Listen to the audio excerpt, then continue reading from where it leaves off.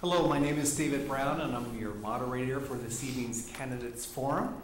Tonight is the last night of a Canadian Candidates Forum presented by the West Columbia Gorge Chamber of Commerce. Tonight we're going to be speaking with the candidates from Fairview, and welcome, and thank you for being here. Before we begin, I would like to explain the format for tonight's event to the participants. We will begin with each candidate introducing themselves and then also telling us what position you are running for. After the introductions, we're going to move on to the question and answer portion of our evening. Each candidate will have 2 minutes to answer each question. We do have a timer off to my right. A yellow card will give you a warning, a 30-second warning. And then a red card will come up letting you know that the 2 minutes is up. Please, we ask that you will not abuse the 2-minute warning, and we have consequences for you doing that. You may lose the privilege of answering the next question, but I know that you will all behave tonight. The first group of questions have been predetermined. We also have encouraged the audience members to write questions on 3x5 cards in the back of the room. We've already received a great question from our audience. At any time, the audience can write a question and bring it to our timekeeper to my right, and we'll try to get them in tonight. There will be no time given for rebuttals during the question that you are answering. However, if you would like to give a rebuttal and during the following question period of time, you're welcome to do that. We ask that you please do not have personal attacks. It will not be tolerated, and you could also lose the opportunity to answer additional questions. We're going to start from our left to our right, and once we have finished the question and answer portion of our time, you will have a couple minutes to do some closing remarks. Again, thank you for being here, and we will alternate who starts with the questions as well. So let's begin with introductions. Dan, can you explain notes taking? Thank you. I remember that was last night. We would ask that you have your pens down on the counter and not take notes. And have no notes. For the reason of having a level playing field. Mm-hmm. And we just want to hear your answers right out top of your head rather than from your notes. Dan, go ahead and introduce yourself and what position you're running for. Okay, my name's Dan Creamer, and I'm running for City Council position number 1. And tell us a little bit about yourself in the next couple minutes. All right. Currently, I'm the incumbent for this position here in the City of Fairview. I was appointed to the City Council about a little over 3 years ago. I'm currently the liaison to the Economic Development Advisory Committee that the mayor appointed me to. Also on the Columbia Cascade committee that the mayor appointed me to. I just really look forward to spending 4 more years here in the city working with the city staff, the citizens of the City of Fairview, and the newly formed City Council going forward in January to keep Fairview a very nice, very livable city. And we have some tough issues and tough choices and tough decisions that face us ahead with declining property values, declining tax revenues, and we need to come up with a plan to cut that off at the pass so we don't fall into the trap that a lot of other local municipalities have had in the past. So that's why I'm rerunning and refiling for my position. Thank you.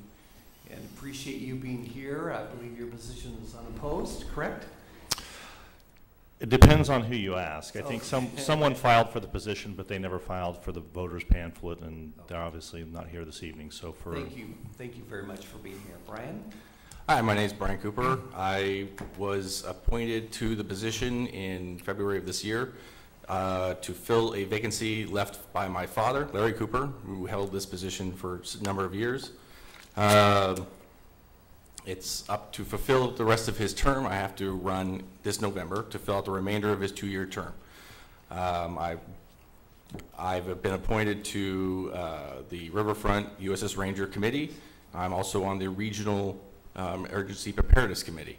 I also attend pretty much all community meetings that are held in Fairview because I have the time and the energy to do that. I'm really looking forward to finally being elected to the position, and I'm really looking forward to doing some good things for Fairview. Excellent, thank you. Barbara? Hi, first of all, thank you all for being here tonight. It's nice to see a full house. We don't usually get that. My name is Barbara Jones, and I'm running for position 2, which is my position. I'm the incumbent. I decided to run again because there are so many things in Fairview that are not finished. And I would like to be there when we do finish them. I would like to see the budget come back up to a point where we're not scrounging for things. I would like to see the Ranger come in if the Navy lets us do it. And I would like to do a few more festivals, Chili on the Green, Fairview on the Green, whatever you want to call it. Those are very important to the city of Fairview, and they bring the city together, and they bring so much, I don't know, I want to say exposure to our city. We have so many people who come in from different parts of the area of the county because of our event. It's our signature event, and I'm very, very proud to be a part of planning and executing it. Excellent, thank you. Steve? Hi, my name is Steve Prom.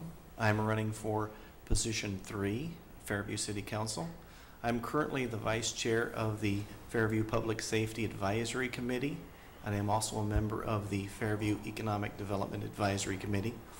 Running for city council is just a natural progression for me with my involvement in the city. I feel my experience as a business owner will help me make decisions that will help benefit the city. Excellent. Ken, again, we apologize for the misspelling of your last name, and thank you for correcting us. Good thing you have a nameplate there. Yes, I have my nameplate up here to show you how it's really spelled. It's something I've dealt with all my life. I'm Ken Quinby with an N. I vacated my seat number 3, and I'm filing for seat number 2. I was appointed to the city council in June of 1998, and I have since been elected 3 times. I've been on the city council a total of 12 and a half years. I've been on the budget committee that entire time. But during that time, I founded our Veterans Day event 6 years ago. I chaired the committee the first year. I emceed it the 2 following years. It's my understanding it has developed into a situation where they're expecting about 500 people this year at the Wood Village Baptist Church. Unfortunately, the city has had to defund it, so we're not involved anymore. I've been on the East Metro Economic Alliance Board of Directors for about 1.5 years. I spent 9 years on the Regional Emergency Management Policy Board. I have been on the Citizens Solid Waste Advisory Committee for Fairview, Wood Village, and Gresham.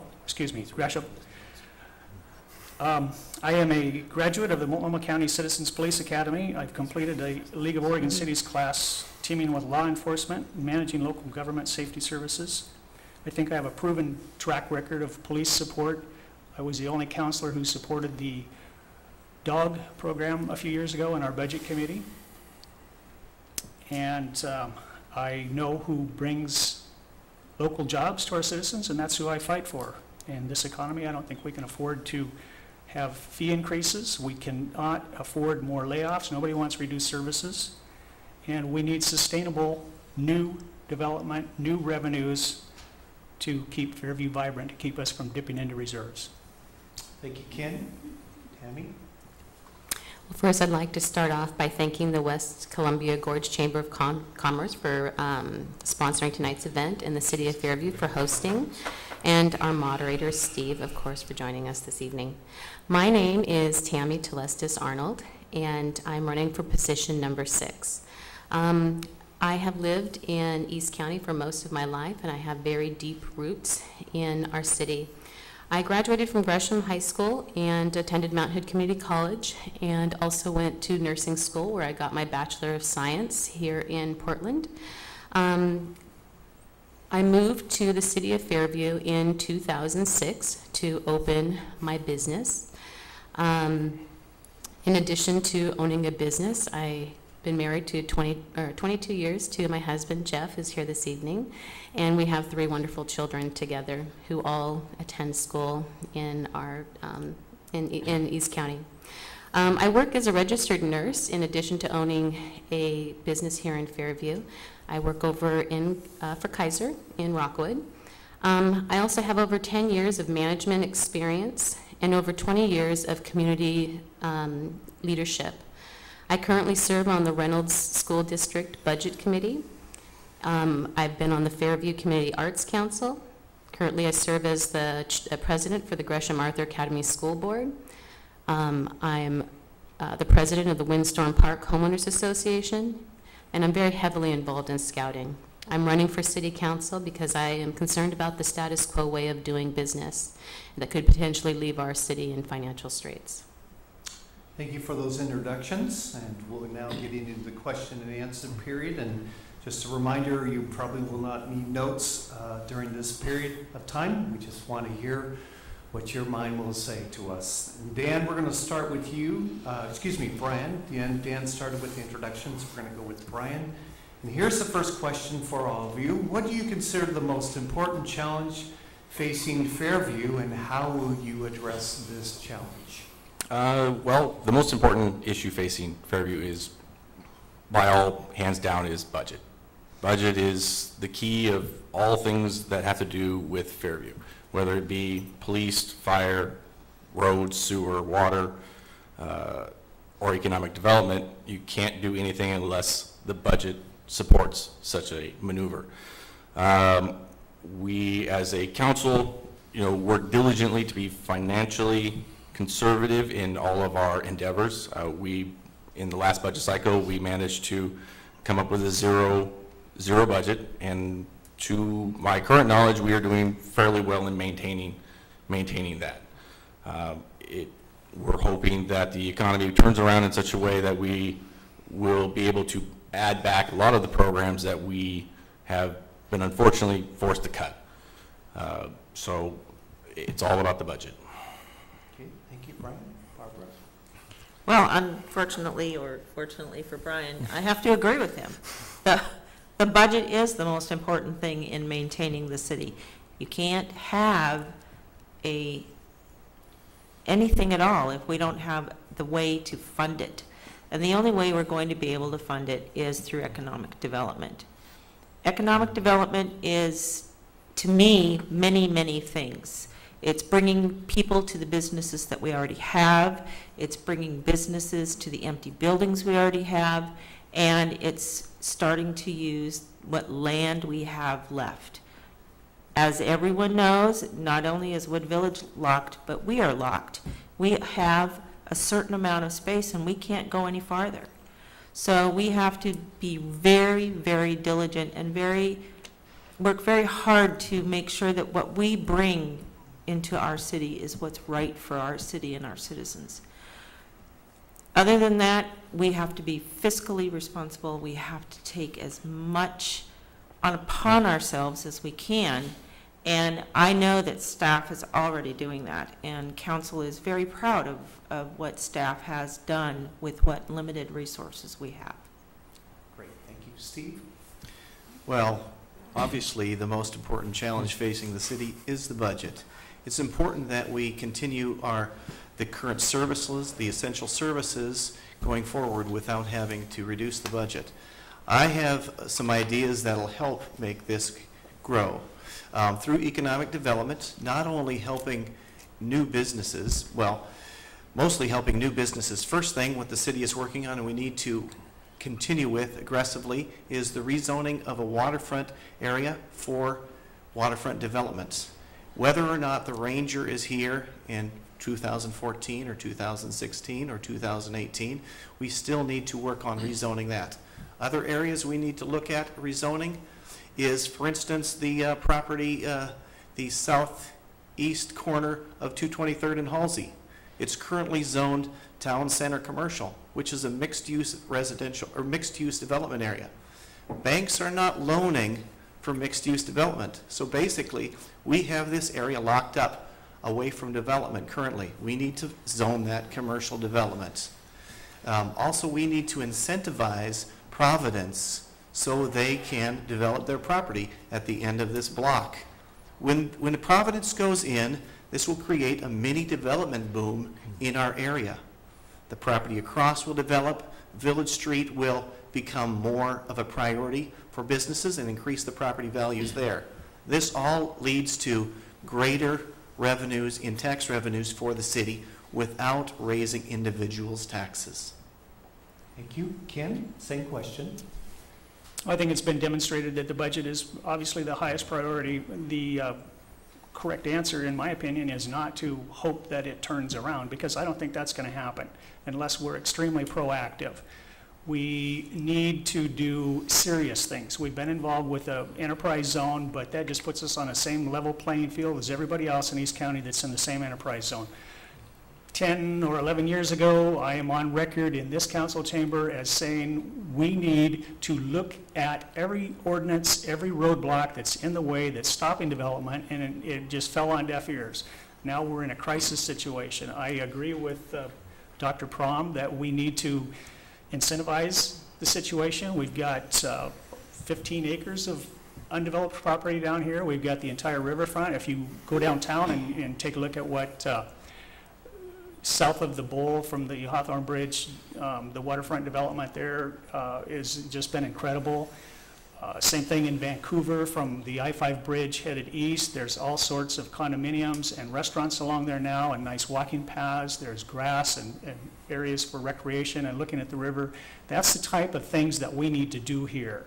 We have done nothing except dip into reserves and hope that things get better. We need to be proactive. We need to take steps that are going to help businesses. Last night I sat in here and I listened to Troutdale people say that they had a program of dropping fees and that it was very successful. They're having a good amount of businesses come forward and say, yes, this is going to work for us now because we don't have to put up fees. That's what we need to do here. Thank you, Ken. Tammy, same question. In January 2012, the League of Oregon Cities came out with a report that in essence said that we are stagnant with new revenue. I think that as a city, we need to be very proactive, not reactive. The status quo has been to utilize funds out of our general fund. I think we need to make some changes. And so my suggestion for initial changes are very similar to what has been set up here, but maybe I'll just expand on that just a little bit. So for example, we talked about expanding and developing a comprehensive enterprise zone. Yes, we do have a shared city enterprise zone, but we can do much better than what we're doing right now. We need to incentivize our cities to create create and work with underdeveloped areas of land. And we can do that as a city if we work together and come up with new ideas. Thank you. Thank you. Dan? I'm not sure if they've covered economic development or not yet. But, you know, I think, everybody up here is correct. You know, the most important, challenge facing, the city of Fairview today is, declining revenue and increased expenses, whether it be, things that Metro were trying to impose on us because of, ballot measures 5, 47, and 50. We can only have a 3% maximum property tax increase on a given year. But Metro has a taxing authority to add other taxes on top of things. Sure, it doesn't make our property taxes go up, but it creates a term that our mayor likes to use called compression, which basically can take monies away from the local municipalities. And, if that doesn't stop, the city of Fairview is going to hit the compression point here probably 2013, 2014, and it's going to take more money away from the city of Fairview. So we do need to look at ways to create economic development, and not just any economic development, but do it right, do what's a good fit for the city of Fairview. So we have a nice, livable city that has an upscale feel, that will want to attract people, that will want to attract families to come here, put their kids into our education system, and to bring Fairview up and to help build Fairview up and to keep Fairview a viable city. And so we really need to look at doing those things. Thank you. Our second question of the evening, Barbara, we're going to have you start with it. And this is the question: what resources will your city need to meet the challenges, and where will you find them? Also, in your answer, if you could please include how you could partner with the West Columbia Gorge Chamber of Commerce to accomplish the results that you desire. Well, the resources that we have for our city, we really already have. It's putting them into place. We need to be able to work together as a city, as a business organization, as a council, to really put together what Dan already said, a good business opportunity for not only the business people, but for the citizens. The citizens of the city make the city. The business doesn't. If there's no people here, there's no reason for a business here. When these three talked about the waterfront development and things like that, they don't have, I think, all the facts. There's other facts out there that are just outside of all of our reach. And one of them is that the city and the mayor and everyone has been working diligently with Providence. Providence is going to make an announcement soon that they're going to break ground next year. In fact, they're coming to the mayor's roundtable to make that announcement. So the city is already doing things. They're bringing things to the table that are going to provide businesses with a sustainable flow of customers, a sustainable reason to stay here and to be a part of our community. Those are the things that we have to do. We need to take what we already have and do it better. Thank you. Steve? So the resources of the city has very good staff, very good people working for them. The budget is still the resource that is the most needed. I think the Providence thing is great, Barb. Like I said, I think we need to incentivize Providence to get in there. You may have more knowledge of that when they plan to do it than I do, but we can't just count on Providence. Like I said, we need to be working to rezone areas so other areas are developable and that's, I think, is a very important thing to do. Haven't been on the city council, so I don't know everything about the inner workings of the city, but I'm going to be learning quickly. So. Okay, thank you. Ken? I don't think that the city's doing all it can, because we cut 2 positions from our community development. We cut the position of community development director and combined it with the public works director. And we cut funding for the West Columbia Gorge Chamber of Commerce shared position that we were financing, and that's the second time that we have defunded somebody in that position in the last few years. I see that as backwards. I think that we should have been taking some of our reserves and funding somebody who's going to create our future for us with more revenue enhancement that we can count on, instead of relying on our reserves at this time to make up for budget shortfalls. We managed to break even this year, but we dipped into reserves $600,000 in the last 2 years, and that's not sustainable. We need to be more forward-thinking about getting people out there that will market that for us. When we need legal assistance, we aren't the experts. We go out and we hire a law firm. When it comes to our building inspection program, we're not the experts. We go out and we hire it done. But when it comes to community development, the thing that's going to bring the tax dollar revenue into this city to make it vibrant again, we've decided we can do that on our own, and I disagree with that. I think we need to bring those positions back and aggressively market. Thank you, Ken. Tammy? So there's a placard on the outside of the city, and it says, the city of Fairview. And it talks about vision. And when Fairview was envisioned, I don't think it was City of Fairview, a bedroom community. I think it was marketed, and the dream was to be able to live and work in this community. And so I disagree with Barb.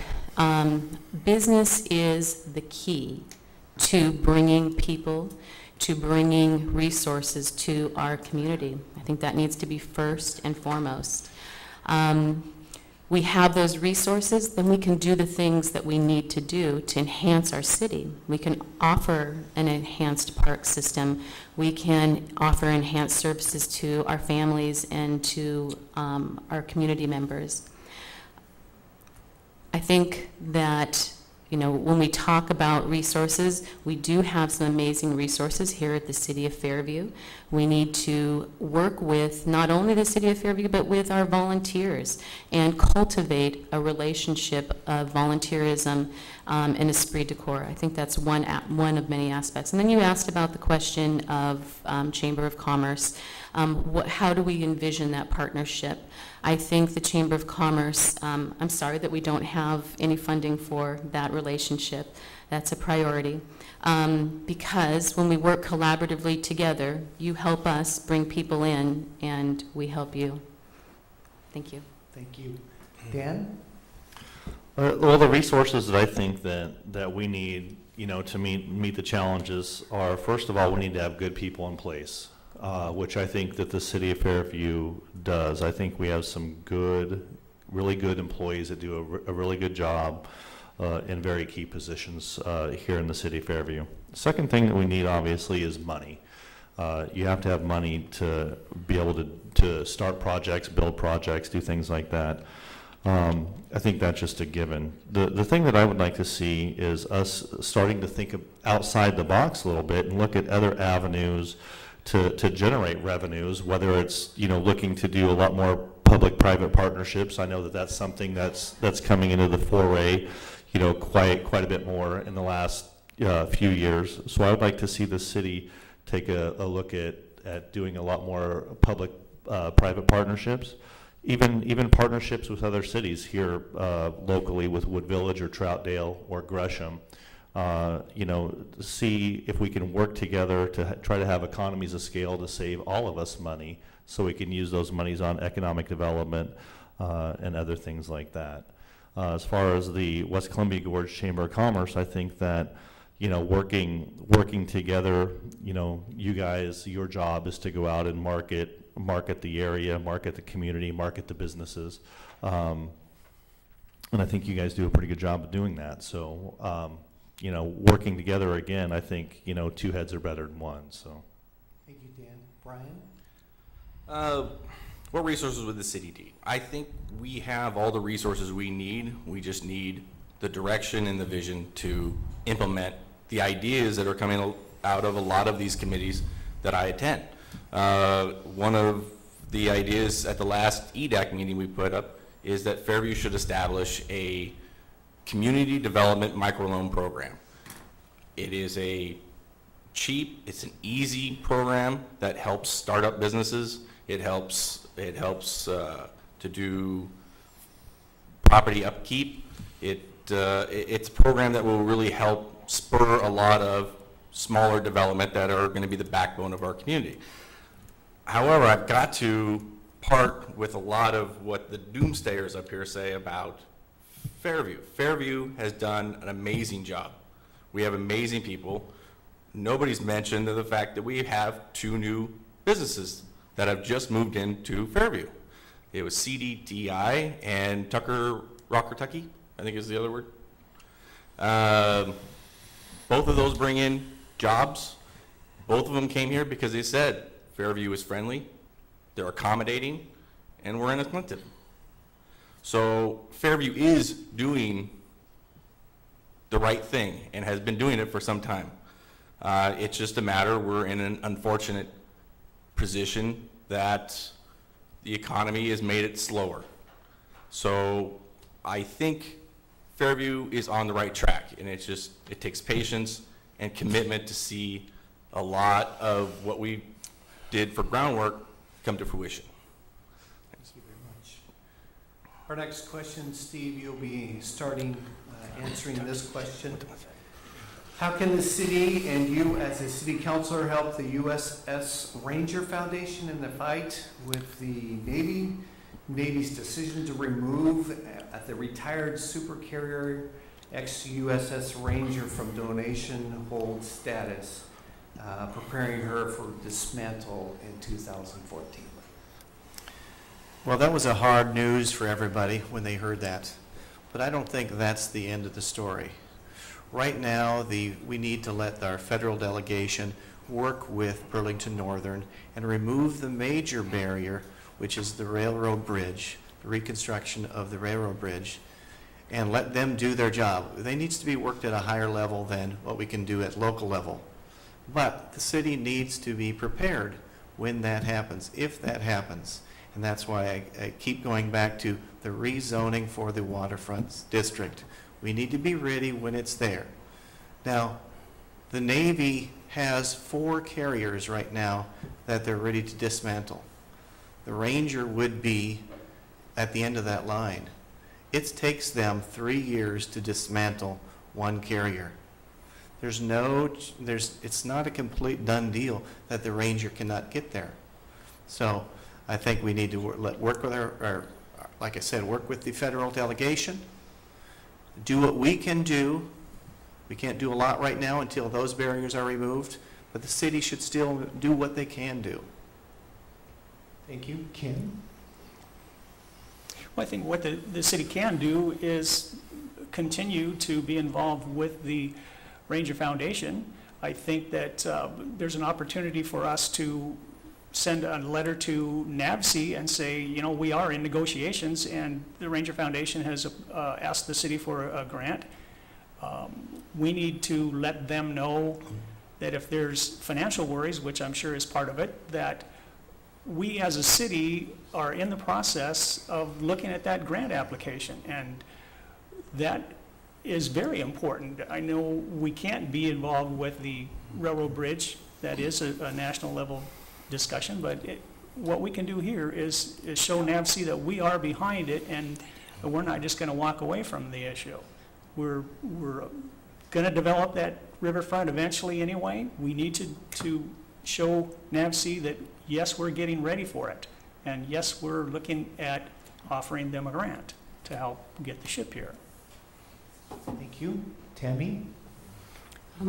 Excuse me, I completely agree with what was just said. I would probably just add to that would be expediency and working in a very timely fashion, because we know that time is of the essence with regard to this project. The Navy has a very tight timeline which things needed to be done, and unfortunately on our end we weren't able to meet some of those timelines. And you know, I think that had we act a little more prudently, that perhaps this might be a different conversation that we're having today. Thank you. Dan? Well, I think, you know, as far as the railroad bridge goes, that's something that obviously is out of the scope of what we can do here in the city of Fairview. So that's something that, you know, the federal delegation's going to have to work with the Navy and the Ranger Foundation. What I think that we can do here in Fairview, though, is we can look at, you know, we've been working with the Ranger Foundation and a private development firm to develop the riverfront property down there. And I think that we still need to look at continuing the riverfront development, the Riverview, or the riverfront rezone. I think the city can work with the development in the public-private partnership and streamline things so we can get things in order down there to start breaking ground, to get some development going, and that way the Navy can see that the city of Fairview does in fact, you know, have a commitment to see the project come to fruition if you know, if the Ranger Foundation can, you know, reobtain the rights to the ship. Thank you. Brian? Well, this project hits a little bit home for me. This is one of the primary reasons in which I decided to fill the seat. This project was very dear to my father, and he desperately wanted it to be here. I was appointed to the committee that did oversight on the grant foundation, or the grant writing. And I would say that we have been very prudent. We have done everything to protect the city and its taxes, to not make any unwise decisions. We were not a group that was simply created to rubber stamp the USS Ranger Riverfront project. We asked tough questions and we expected tough answers. What the city can do, I don't know. I've asked. They won't tell us. They want to pursue it via federal delegation. So we've been told to go on hold. Go work on the Riverfront project, and we'll get back to you when we have something to tell you. That didn't sit well with me, and I have been an active, vocal voice in what to do, and I managed to get a lot of the council to agree with me that we should do something. Unfortunately, they haven't told us what we can do. So we wait, and it is something that I really would like to move forward with, but I am unfortunately stuck waiting. There you go. Barbara? Well, I have to agree with Brian. We have worked diligently with the foundation and the board of, or I guess the owners of the proposed waterfront project, and it's been frustrating. It's been very frustrating. And when we got the news that the Ranger had been taken off the donation list, it was very disappointing, not only for us, but for those citizens in Fairview who served on the Ranger and who volunteered for the foundation with the understanding that the foundation was going to do everything they could to get it here. I've seen the submission that they made for phase 2. It wasn't complete. The Navy's right. The foundation didn't do what they were supposed to do. They didn't tell them what they needed to hear. So, like Brian says, though, we have to wait. We cannot move forward with the foundation because they don't want us there. So until they say, yeah, come on over, we're kind of like in a holding pattern.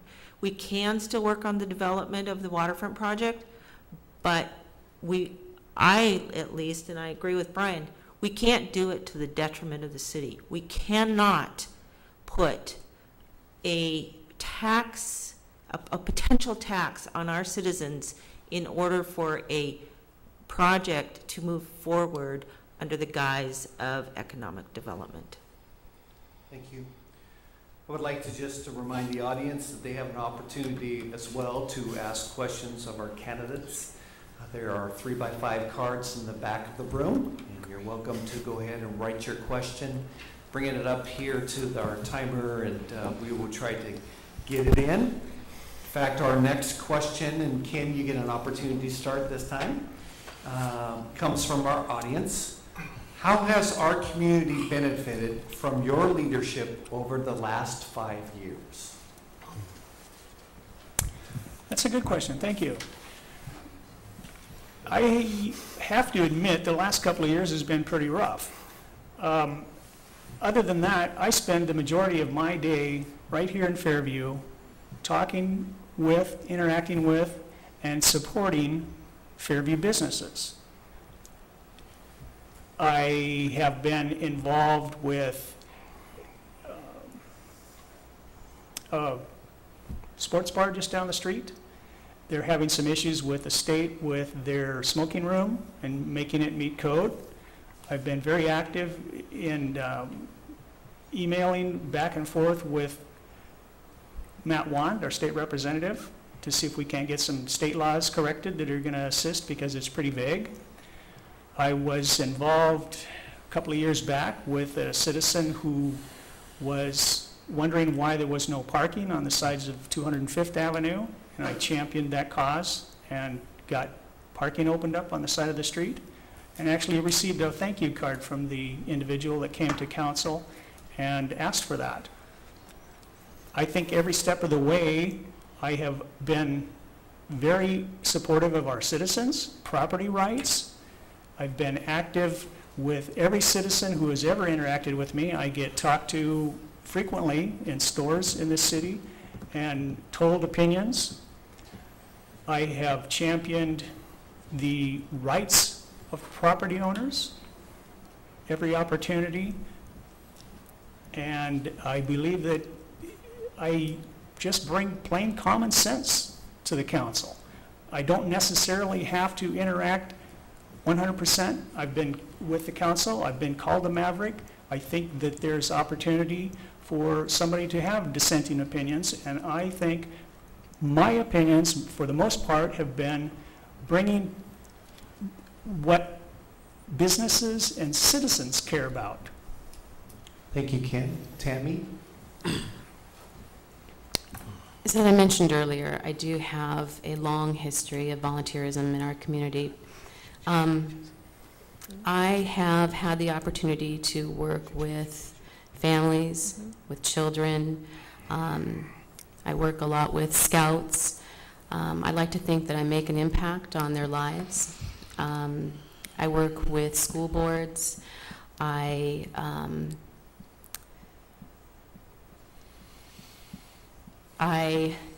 feel a deep connection to our community, and I take it upon myself to really embrace in my community and do all that I can at every juncture and every opportunity. It's kind of part of who I am as a person. If something isn't working well, I'm the one who steps in and tries to come up with ways to fix things. And I think I've done that with almost every organization that I've been involved with. People have a tendency to look to me for leadership, and I have a tendency to be able to take that role on pretty effortlessly. With the leadership, I took over PAC 717 about 4 years ago, and for the last 3 years, this group of boys, along with their parents, we've have the highest honor in our district, which is PAC of the Year, and we've been able to achieve that for the last 3 years. And I'm sure a lot of our parents would say, you know, that was due to my leadership skills. So, thank you. Thank you. Dan, same question. Well, I've spent a lot of time, in the last 5 years. Like I said earlier, 3 years here on the city council, donating a lot of time, effort, and energy to try to keep Fairview in a great place to live. Volunteer a lot of time, or I have in the past 5 years, at schools for helping coach sporting events, donating time in the classroom. Sit on a board up at Reynolds High School to help with credit education with our youth today. Our youth are definitely not getting any credit education. There's no personal finance being required in the public schools today. So I spend a lot of time, it's been kind of one of my passions for the last 20 years actually, is spending an awful lot of time with a lot of organizations, sitting on boards, working with students, teaching credit education. We need to have fiscally responsible youth if we're going to have a fiscally responsible leadership team in the future going forward. So, Thank you. Brian? Can you repeat the question? Here it is. There it is. How has our community benefited from your leadership over the last 5 years? Well, the last 4 of those 5 years, I was at home with my children. And the last 8 months that I've been a counselor, I have done what I would say is amazing work. I go to everything. I go to every community meeting. I go to the inter-council meetings. I go to regional meetings. I work tirelessly to gather information from the cities to disseminate with anybody who would like to ask for it. I believe I've gone over and above what any counselor has done in the past in their advocacy of every aspect of Fairview. I come to City Hall at least twice a week, once for a meeting and usually once to talk to Alan, Public Works Director, just so I can get a general sense of what's going on in the city on it and any general issue that comes up. So while 4 of those years I was raising my children, the last year has been heavily geared towards Fairview. Excellent. Barbara? I have to say, we sound like a whole big bunch of angels. We really do. We have just patted ourselves on the back. One of the things that the council does is we work together. We have a cohesive understanding of each other's strengths and weaknesses, and we work on those to do a good job for the city. We all have our different strengths, and the mayor has really done a good job matching people up with the right committees.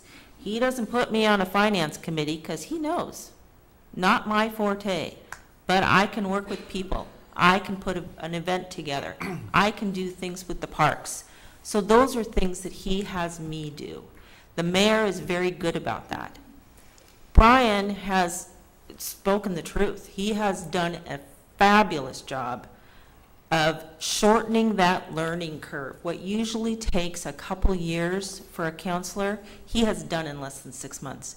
He has lived and breathed city council, and I don't think that, I don't know, his wife and children may not know who he is anymore, because he's always here.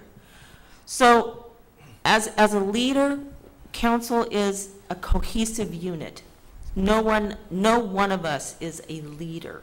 We are people who give tirelessly to our community and do what we can to make this a livable and sustainable city. Thank you. Steve?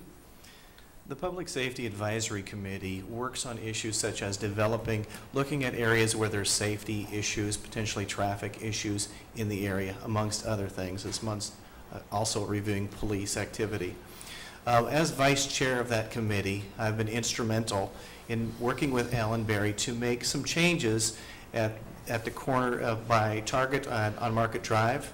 We've added traffic turtles. We've repainted curbs to decrease the parking around the corner, so make that a safer area. That's one of the things that I'm pretty proud of. As an active member of the Fairview Economic Development Advisory Committee, I also find that I give good input for that area. We have a very vibrant group of business people in that group, and we're making a difference.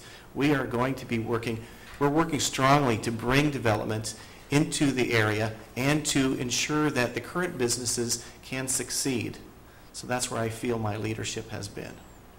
Excellent.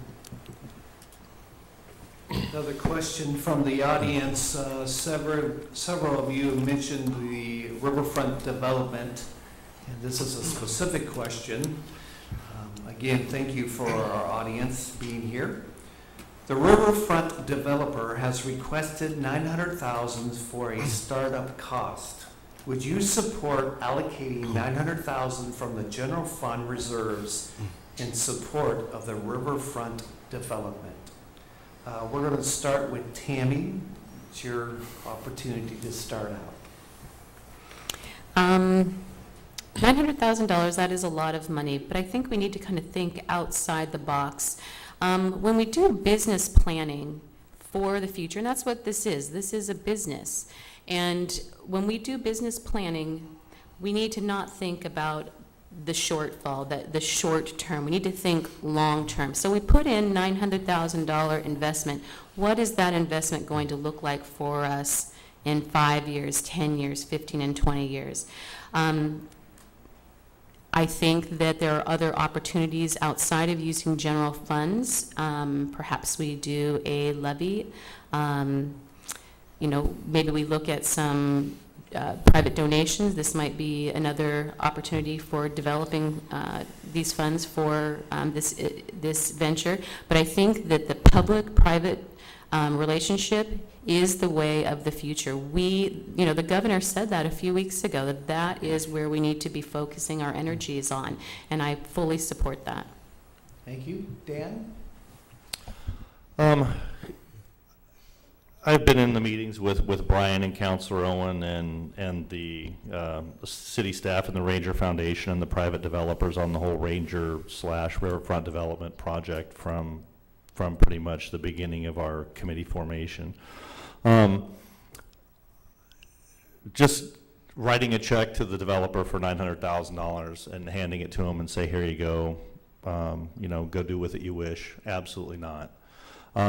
Working with them in a public-private partnership, and having the city possibly waive permit fees, waive rezoning fees, do some in-kind work, things like that, absolutely.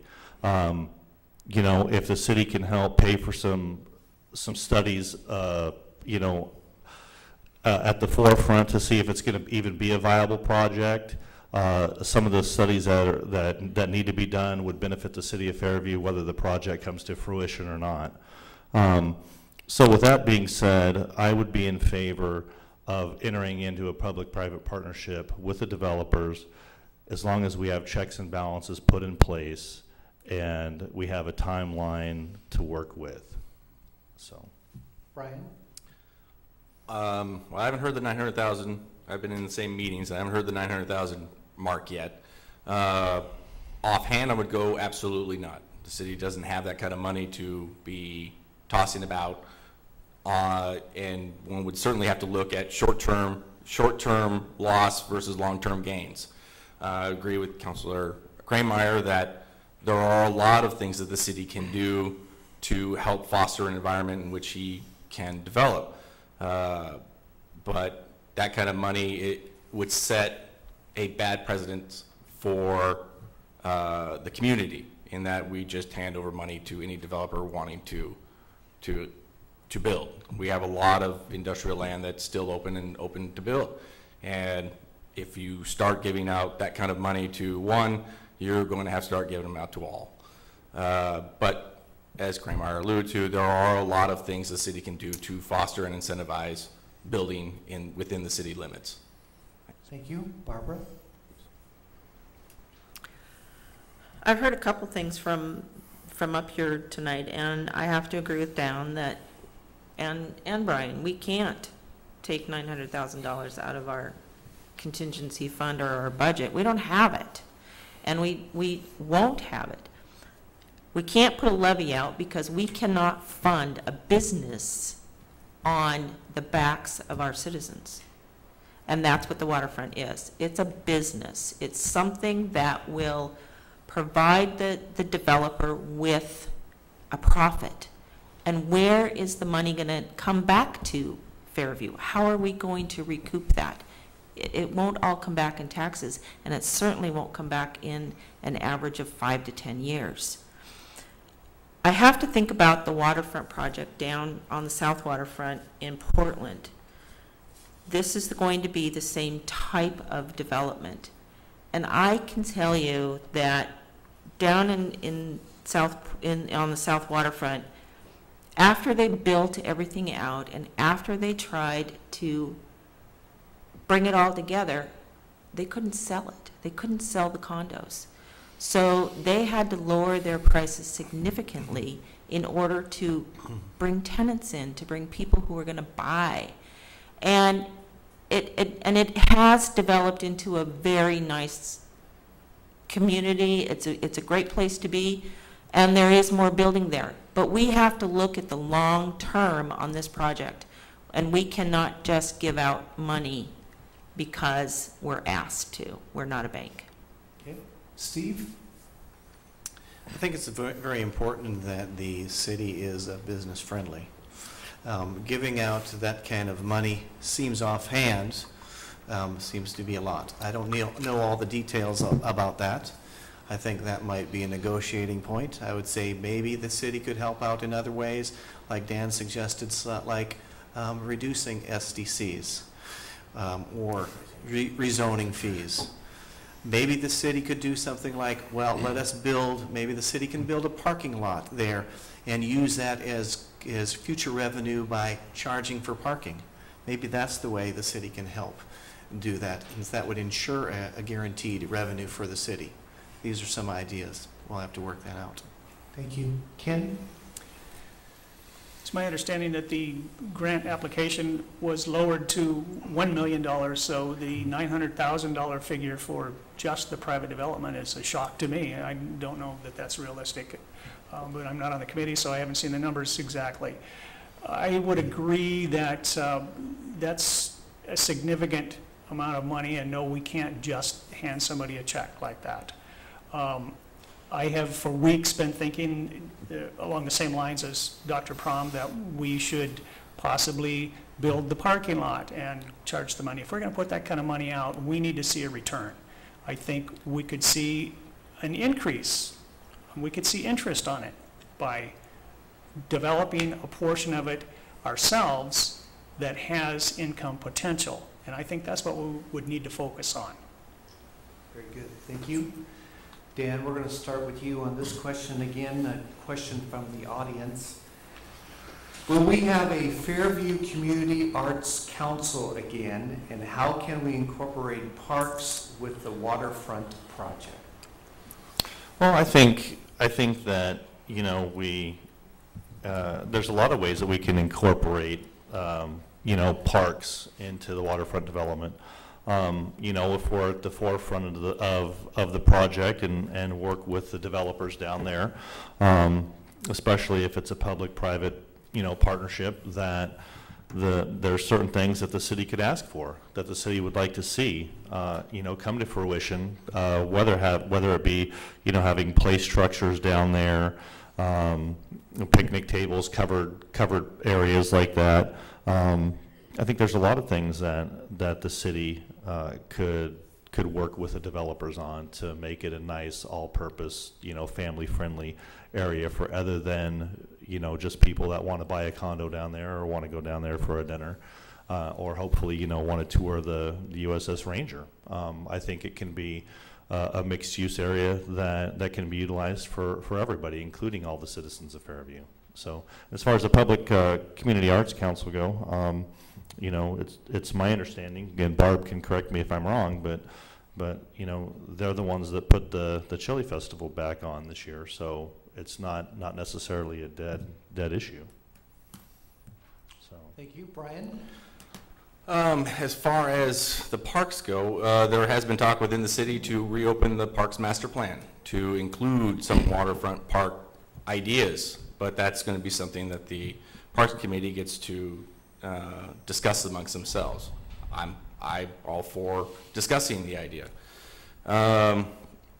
Whether the Arts Committee can reform, it was a good idea, and to correct Dan, that was the year that they formed that was the year that the Chili Festival was canceled, because unfortunately they couldn't put it together.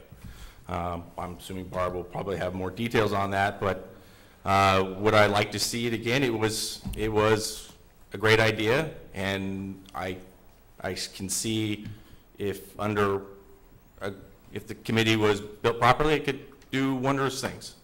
So I would be for reinstituting it. Okay, thank you.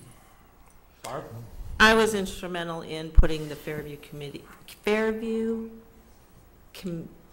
Community Arts Council together. It was to be a nonprofit, and it was to work in conjunction with the city. It didn't quite work out that way. Unfortunately, because the councils disbanded, I guess you could say, and it wasn't able to put something together that first year. The city actually put on the chili cook-off this year. There were volunteers from the previous council who came and helped, and they did a fabulous job. I have to say Sherry Fox Hames is not only an angel, but geez Louise, she's got more energy than I ever could imagine. But this is the first year, and I think it's because we had such wonderful people on our committee, this is the first year we made money. And it was an amazing project. As for the parks down at the waterfront, we would have to have parks down there. You can't build just structures and parking lots and expect people to come. And as for parking lots down there, if the city was to build a parking lot, if the ranger doesn't come, who's going to use the parking lot? And that's a huge question on my mind. We can't build something and say, here it is. It's not the baseball field that says, you build it, I will come. You know, we have to have something that's going to attract them there, and just a park or a park system won't attract them. So there's a lot to talk about in all of this, and it's very complex, and it's going to take some time, but there's got to be give and take on all sides, and there has to be a lot of discussion with everyone. Thank you. Steve? The waterfront obviously would be a great place for a park. Barbara mentioned, why build a parking lot if there's nothing going to happen? Well, maybe the Ranger doesn't happen in 14. Maybe the Ranger never happens. But if it's developed properly as a marina, it could still be an area that people come to, with restaurants like Bumpers, things like that, down at the waterfront. That could be a very vibrant part of our community, and parks should be included. As far as the Fairview Community Arts Council, I think it's a great idea. I think what has happened here in our city is we've overlooked volunteerism. We have a lot of great people that are willing to volunteer, and they can do a lot of good. Now there's more than one way to skin a cat.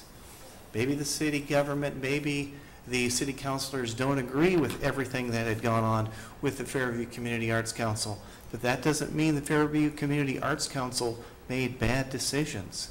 They made decisions their way. One way doesn't necessarily mean it's the wrong way. So I would encourage volunteerism from the Fairview Community Arts Council or other committees that would like to put on events in our city. Thank you. Ken? Was that a two-part question? I keep hearing It double was. answers Yes, from everybody. Will we have a Fairview Community Arts Council again? And how can we incorporate parks with the waterfront project? It was only a month ago that we officially, as a council, learned in a work session that the committee that was existing was going to be dissolved. Last council meeting, we were informed that the state has said it's dissolved because basically there was nothing going on. And we discussed what would happen with the funding that was left in the bank account and how that would be returned to the city. I was surprised to hear at the council meeting, within an hour of hearing that news, that there was a suggestion to bring the Arts Council back. I think it's a very good idea. I'm not sure about what happened with last year. All kinds of rumors are floating around about disillusioned people and how it fell apart. I don't know. I wasn't involved in it. But I would like to see it come back. I have to agree again with Dr. Prom that volunteerism in our city is hard to come by, and when people step forward, we should give them a free hand to do what they've been asked to do. As far as parking lot with nobody showing up to use it, I would disagree with that. I've seen cars parked up and down the street because there's overflow from the parking lot for Chinook Landing. We already have something there, a boat ramp, the closest one in several miles. And so I would see that utilized even if the ranger never showed up. I'm not sure that that would be the best idea for assisting, but the option's there. I do think that we should have something like the Riverfront or River Place Marina down there. It would be an excellent place for people to have picnics or just stroll along or visit shops when that gets developed. Thank you, sir. Tammy? So I just wanted to clarify, I know that we have several members of the committee here this evening that represented last year's Fairview Community Arts Council. And I just wanted to make a point of clarification with regard to that committee. So this is all news to me, to be completely honest with you. There was no communication. I had no idea where we stood on the Community Arts Council, and supposedly I was the president of that organization. And I just wanted to clarify that we weren't canceled because we couldn't get our act together. It was canceled because we had a group of tax-paying citizens that did not agree with the utilization of additional tax money to put on this event. And I posed the question to our city council. So we are currently in the black for this event. Does that include the utilization of our city employees? And was there any overtime utilized? Because there was in the past. And that would be my question I'd like to throw back to the city council. Thank you. Thank you. One of the predetermined questions, and also a question from the audience, we'll ask here in a moment. Earlier, we received a question directed at one of the candidates, and we've chosen not to ask just the one. So if the individual would like to rewrite it so that all the candidates could answer, that we would consider that. I know our time is going to be pushing us a little bit. But here's a question from the audience, and also one of the predetermined questions. As many of us know, there's been some recent news about Measure 82 and 83 concerning the Grange that will be located possibly next door, about the proponents ceasing the campaign, but yet the Measure 82 and 83 will still be on the ballot. And the question is, the Grange project has the potential to greatly change the small cities around it. Some say for the better, some say for the worst. What is your position on Measure 82 and 83, and why? And we're going to start with Brian. Well, as far as the Grange project is concerned, I'm of split mind. As a city councilor, I've got to look at both case scenarios, both the worst and best case scenarios, and I have to plan accordingly for whatever may ultimately end up over there. It's essentially 35 feet away from Fairview, and we'll have whatever goes in there will have an impact on what Fairview does. Personally, I'm against it. I'm against 82 because I don't believe that gambling should come off any reservation. So it would require a constitutional amendment in order to see that happen. But ultimately, I know that it is up to the citizens of the state and of Wood Village to decide, and we have to plan accordingly if they win. So that's what I do as a counselor. I gather up all the information I can and plan and speculate and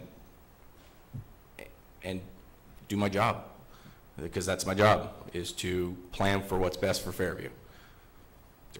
Thank you. Barbara?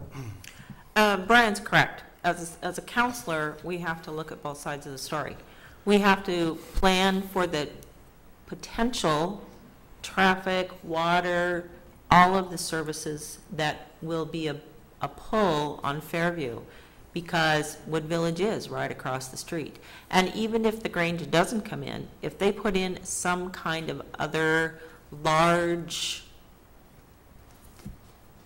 box store, I heard maybe a Costco or something, same thing. We have to look at the water, we have to look at the traffic, we have to look at a lot of things.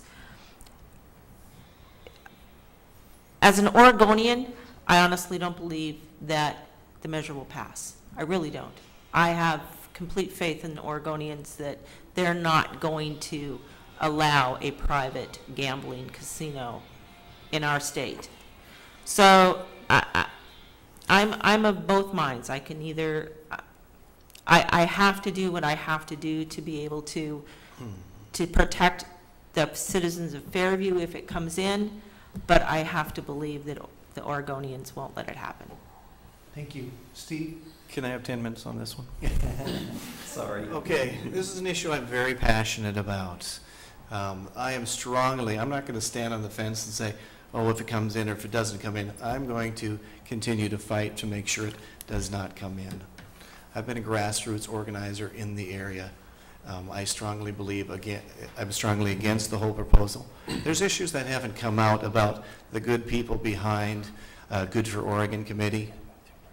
Clairvest built a casino in Illinois 1 year ago. They were fined, well, let me back up. The state of Illinois has a you can sign up. If you believe you're a problem gambler, you can sign up on this list, and casinos are required to exclude you. Well, the good people behind Measure 8283 marketed towards those problem gamblers so they, with cash incentives to get them into their casino. The state of Illinois fined them $25,000, a mere pittance, but and to my knowledge, they've been the only casino in Illinois that have been fined for this type of activity. Gambling is not a good thing for our community. It does not spur economic development. Nevada is the state with the highest unemployment rate in the nation. Gambling does not produce a valuable good or service. So I do not believe that is the best use for that property, and I think it would be bad for Oregon, no matter if it was across the street or any place in the state. So I am strongly opposed to this 8283.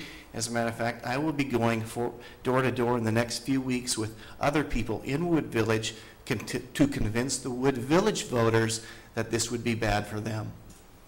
Ken? On the back of my vehicle, I have a bumper sticker. It's a play on the word, and it says casino, and that's my stand. I think there's a lot of issues, like Dr. Prom said, once again, that have not been brought out in the open. 2 years ago, I sat in this very room face-to-face with the attorneys, Rossman and Studer from Lake Oswego, and I asked them about who's going to pay for the social ills. Nobody wants to talk about the family problems, the gambled away dollars for food, for housing, the employee theft to support gambling habits from various employers. During the last 2 to 2.5 years, I've been involved with a lot of musical bands in the Portland area and hiring them for clubs. I believe a lot of existing local businesses are barely hanging on due to the money they receive from the Oregon Lottery. If gamblers spend 50% of what they normally do now in local businesses across the street at a casino, a lot of businesses are going to fail. They're not going to be hiring every out-of-work bartender. They're not going to be hiring every out-of-work band. They simply can't support all the people that they're going to put out of work. Right now, all that money is staying in Oregon, and if this changes, the money's, a big chunk of it's going to go to Canada. Something else that is not being talked about in their advertisements is that if the other attractions ever get built, it's going to be between 5 and 10 years down the road. They need the gambling money before they can even start construction on that for several years. They've talked about potentially $1 million for the state, but they can't promise that because they don't know what's happening yet. Thank you, Ken. Tammy? I'm an emphatic, absolutely not in my backyard. I'm very concerned about the effects on our local businesses, the diversion of the income in our community. The data tells us that most of the gamblers will come from within a 25-mile radius. So within a 25-mile radius, we look around, and we have a lot of businesses that rely on gambling. Let's face it. Those businesses are going to close down. We're going to see restaurants opening. We're going to see a bowling alley, a swim park. Well, what about all of those things? We have a bowling alley already. We already have a theater within a 10-mile radius of us. These types of businesses are going to be greatly affected. On top of that, 25% of the money is going to stay in the state, but 75% of it is going to leave our state. How is that going to benefit us as a community? I'm also concerned about my property. I live here right across the street from the dog track. And I'm going to be honest with you, I had the opportunity when this was first being built, this community, to move in here, and my husband and I opted not to, and I'll tell you why. There was a dog track across the street. I don't want my kids being around, number one, gambling, and number two, a dog track. It devalues. I was excited when I heard that the dog tracks had closed down. We looked again here in Fairview, and that's what brought us here. I'm also concerned about the effect of infrastructure, policing. I'm also concerned about the fact that this is a change to our constitutional amendment for a special interest group. I don't support that. Thank you. Dan? Well, I think, since the events of earlier today, I think it's pretty much a moot point. I think the polling numbers that the supporters of the project saw, they knew that it was going to go down. That's why they pulled the plug. They don't want to spend any more time, money, and energy on it. I'm not a supporter, an avid supporter of the project. What I would like to see us do is look at something that we could use that property for and utilize it that would be a better use for the local communities. So, I want to honor the modified question. However, I'm looking at time, so I'm going to change our last little schedule here. I'm going to give you 1 minute to answer this question, and then we're going to do your concluding comments and just have a 1 minute as well with that, because you've said some wonderful things. Barb, we're going to start with you on this question from the audience, and then right after that, we'll go right into the closing comments. City Council takes up much time and commitments. If you are part of an other volunteer program, will you terminate your position to devote your time to the position you are elected to? City council does take a lot of time, and even for me, because I work for full-time, it takes even more time. Like I said, I can't imagine what Brian does when he gets home, because his kids probably don't know him anymore. But I was on a couple of boards before I became city council, and I found it was overwhelming to try to do all of them at once. 2 of them were through work, and 1 of them was East Metro Mediation. And I resigned from all 3 of them because my commitment to the city and the citizens was where my heart was. Thank you, Barbara. Steve? David, could you repeat the question real quick? Simply, if you are currently have a position of another volunteer organization, will you choose to vacate that position because of the time requirements of serving on the city council? My volunteer positions are with the Fairview Committee, or Fairview Public Safety Advisory Committee and the Fairview Economic Development Advisory Committee. Those are citizens, and those are, as a elected city councilor, I would not be able to serve on those committees unless the mayor appoints me a liaison to those committees. Thank you. Ken? The only outside activities that I do, I think I've proven over the last 12 and a half years, do not interfere whatsoever with what I'm doing on council. I've probably got the best attendance record over the last 12 and a half years of going to meetings. I can only remember 3 that I've missed. 1 was vacation, and 2, I was so sick I couldn't get out of bed. I don't have any problem with that whatsoever. Thank you, Ken. Tammy? I put my heart and my soul into every single thing that I do, irregardless of what it is. If I'm elected to city council, that is a sacred promise that I give the city and its citizens, that I'm going to do my absolute very best. And so you can count on it. I will do anything and everything to clear my schedule to ensure that I have the time necessary to do justice to our citizens. Thank you. Dan? I'm currently serving on a couple other boards. I've been on the council here, like I said earlier, for over 3 years now. I think that, people can serve on other boards, other organizations, and still be a fine city council member. I think that it's all about, you planning and budgeting your time accordingly, and knowing what you can do and what you can't do and what your limitations are or what they aren't.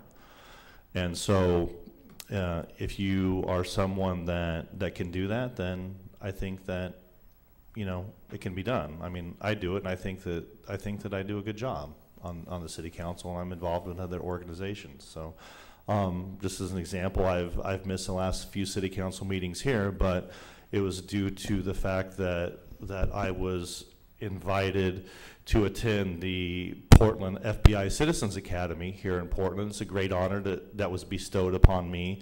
I can bring back some good information to the city of Fairview from that organization, so it hasn't been a waste of time. It's something that you know, I can coordinate with the people on the council and the city to bring back good information for the betterment of the city of Fairview. Thank you, Dan. Brian? You cut me and I will bleed Fairview. 7 a.m. meetings, I'm there. Midday meetings, I'm there. Meetings all throughout the week, I'm there. In fact, I'll be running out to Beaverton next week for the regional preparedness program. I'm not on any other boards. This is all I do. I work full-time and I work for Fairview. Thank you. So we have entered into the closing remarks, and again, because of the modified schedule, I'm going to give you a whole minute to conclude your thoughts. And Steve, we're going to start with you. Oh, good. Okay. Well, I'm running unopposed, so I don't have anything necessarily to prove tonight, but I hope people will understand a little bit more about me. I do not consider myself a politician. I don't like that word. I want to make decisions based on my principles and my values, and with my business knowledge of running a successful business, I think I can help the city of Fairview and its citizens tremendously. Thank you. Ken? Well, I have to look back at my experience. My 12 and a half years has been representing the people who voted me into office, representing the taxpayers, whether they be homeowners or whether they be business owners. Those are the people that I've interacted with. Those are the people who put me in this office. Those are the people who call me, who talk to me in person and say, Ken, what's going on with this? Or Ken, I don't like this. Ken, how can we fix that? That's where my heart is. I took 4 oaths of office since I've been in this city to uphold the Constitution of Oregon, to uphold the Constitution of the United States, to uphold the ordinances and resolutions in Fairview, and I think I do a very good job of balancing that while still protecting business rights and citizens' rights. I appreciate your vote, and I want to thank you for putting this on tonight. Thank you. Thank you, Ken. Tammy? I believe in our current economic climate, we need leadership that is familiar with the struggles of our community and our businesses. We need someone that can work collaboratively with our community, with our business groups, with our governmental agencies, and who can develop and implement an economic recovery plan. I own and I operate a business here in the city of Fairview, and I can attest to the struggles that our businesses experience. We need a leader that has vision, that is not content with the status quo, and a vote for me, Tammy Celestis Arnold, is a vote for positive change. I'd like to thank you again to the city and to the Chamber of Commerce and to the audience and to Steve for hosting this event tonight. Thank you. Thank you, Dan? I would just like to say that, you know, I'm you know, for the lack of a better term, I suppose, running unopposed this evening. You know, I just think that everybody up here, whether everybody agrees with each other or doesn't agree, and we agree to disagree, I think everybody is to be commended. You know, we don't do it for the paycheck since we receive none. We do it because we love our community. We do it because we love our town. We do it because we love our kids, and we want Fairview to be a great place to live. So thank you. Thank you, Dan. Brian? I've always believed that actions speak louder than words. I believe that my actions to date as city councilor have more than proven my commitment to the city, and I believe the issues that I have addressed in EDACT and other committees are all for the benefit of Fairview and its people. I work tirelessly in trying to find the best options for Fairview in any situation. So vote for me, and I intend to continue for the next 2 years to do the best job I can. Thank you. Lastly, Barbara. Last but not least, my mother always told me if you can't change something, you certainly can't gripe about it. So instead of griping and sitting out there, I decided to be a part of the solution. And like my opponent, Mr. Quinby, I have been part of the solution for many years. And I have worked tirelessly and diligently for the citizens of Fairview. They are the ones who put us in office, and they are the ones who depend on us to do what's right. So I need to thank them for everything that I've been able to do, and I need to thank you for hosting this tonight, and I need to thank the city for providing the venue.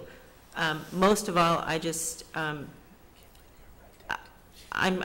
proud to be on the city council, and I am just cut off.